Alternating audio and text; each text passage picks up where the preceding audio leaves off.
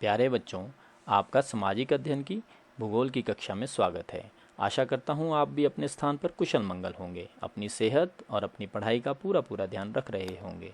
बच्चों, आज हम कक्षा 7 की भूगोल की पुस्तक के अध्याय 3 यानी हमारी बदलती पृथ्वी के अभ्यास के बारे में जानेंगे। बच्चों, जैसा कि आपको पता ही है, हमने पिछले 2 अध्यायों में इस पाठ के बारे में बहुत कुछ जाना, जैसे बहिर्जनित बल क्या होते हैं, अंतर्जनित बल क्या होते हैं, ज्वालामुखी किसे कहते हैं, भूकंप कैसे आते हैं। हमने अपर्दन और अपक्षय के बारे में भी जाना, और भी बच्चों हमने पवन, नदियों आदि के बारे में जाना। बच्चों, आज हम इसके अभ्यास के बारे में जानकारी प्राप्त करेंगे। बच्चों, मैंने इसके अभ्यास को भी 2 भागों में बांटा है। प्रथम भाग में हम प्रश्न 1 के 7 प्रश्नों का हल जानेंगे और अन्य प्रश्नों के हल हम अन्य भाग में जानेंगे। तो आओ बच्चों, इसके अभ्यास की ओर बढ़ें। बच्चों, आपकी पुस्तक के पृष्ठ 17 में इसका अभ्यास दिया गया है। उसके प्रथम प्रश्न के अंतर्गत पहले 7 प्रश्न आते हैं। आओ उनके हल जानें। तो प्रथम प्रश्न क्या है इसका? Why do the plates move? The answer of this question is the plates moves around very slowly because of the movement of the molten magma inside the earth. The molten magma inside the earth moves in a circular manner.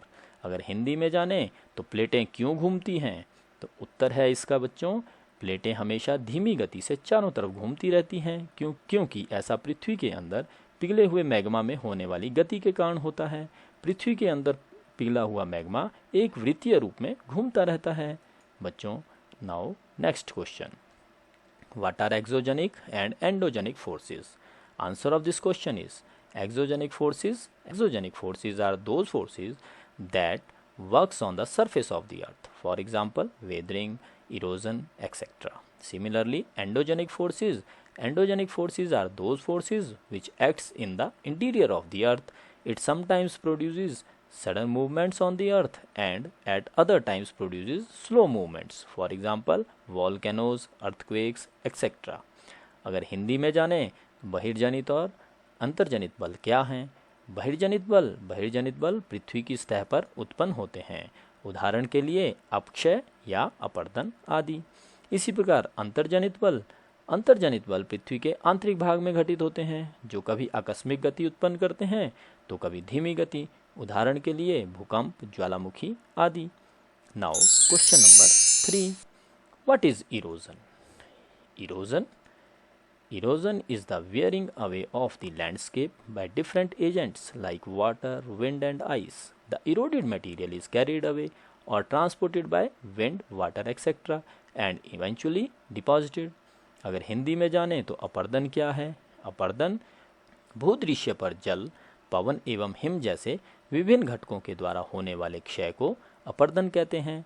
वायु, जल आदि अपर्दित पदार्थ को एक स्थान से दूसरे स्थान पर ले जाते हैं और फलस्वरूप एक स्थान पर निक्षेपित करते हैं। Now question number 4, how are flood plains formed?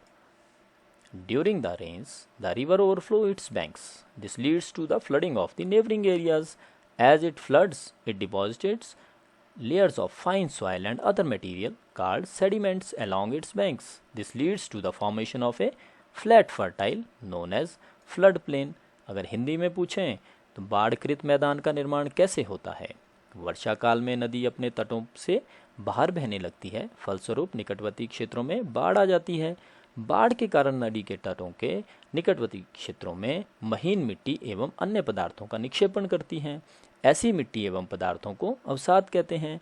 इससे समतल उपजाऊ बाढ़कृत मैदान का निर्माण होता है। तो आओ बच्चों, क्वेश्चन नंबर 5 जानें। What are sand dunes?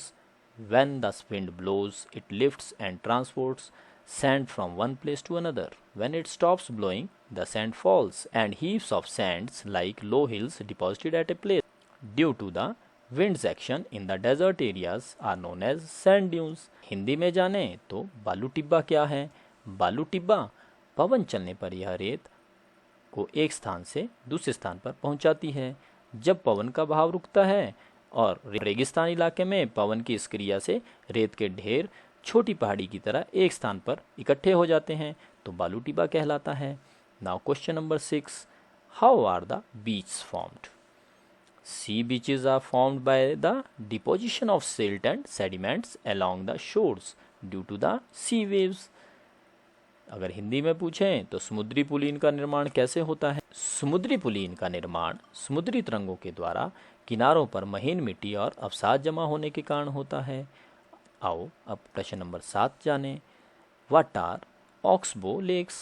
Oxbow lakes in due course of time when the manure loops cut off from the river and forms a cut-off lake, its shape is like an oxbow.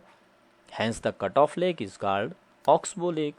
अगर हिंदी में जाने तो चाप झील क्या है? चाप झील समय के साथ जब विसर्प रूप नदी से कट जाते हैं और एक अलग झील बनाते हैं, इसकी आकृति चाप की तरह होती है, अतः यह अलग झील चाप झील कहलाती है।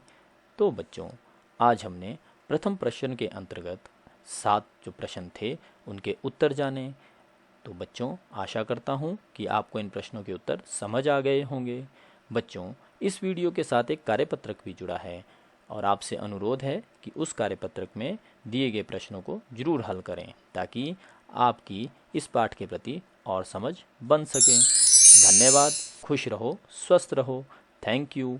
Be happy and safe.